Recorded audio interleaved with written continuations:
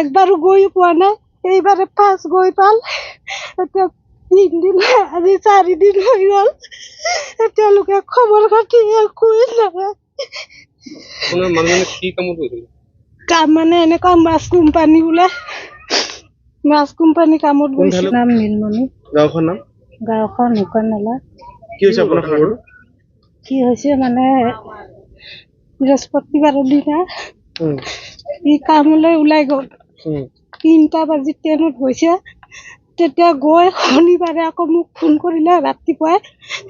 মই বোলো গাড়ীৰ পৰা নামিলো, নামি কিনে মুখ ধুম বুলি ক'লহে। তাৰপিছত গাড়ীটো এতিয়া গুচি গ'ল। মই কি কৰিম? তেতিয়া মই আকৌ ক'লো কেলে নামিব লাগে, ইমান এনেকা জেগাত কেতিয়াও গৈ পোৱা নাই আৰু গৈও পোৱা নাই আগে পিছে, একবাৰো গৈও পোৱা নাই। এইবাৰে ফাৰ্ষ্ট গৈ পাল। এতিয়া 3 দিন আজি 4 দিন হৈ গ'ল। তেওঁলোকে খবৰ খাতি একোৱে নাই। আপোনাৰ মানুহজনে কি কামত গৈছিল?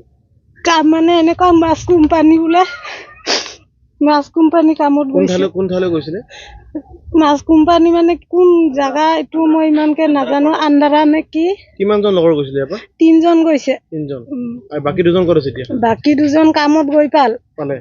আপোনাৰজনে গৈ নাপালে? আমাৰতো গৈ নাপালে। আপোনাক কোনদিনাখন ফোন কৰিছিলে মানুহজনে?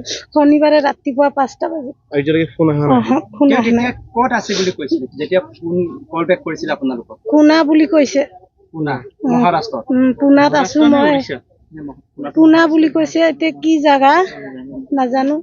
শুকানলা গাঁৱৰ নিবাসী ৰত্ন বৰ্মনে বহিৰাজ্য বুলি অন্ধ্ৰপ্ৰদেশত কাম কৰিব গৈছিল।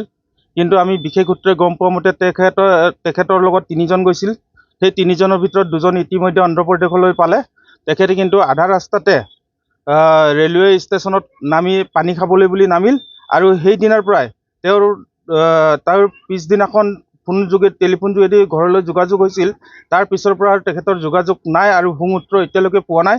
আমি আশা কৰোঁ কোনোবা সদাশয় ব্যক্তিয়ে সেইজন ব্যক্তিক যদি চিনি পায়, আমি আমাৰ এই আপোনালোকৰ যোগেদি ফোন নম্বৰ দিয়া আছে, সেই ফোন নম্বৰত যাতে আপোনালোকে ফোন কৰে।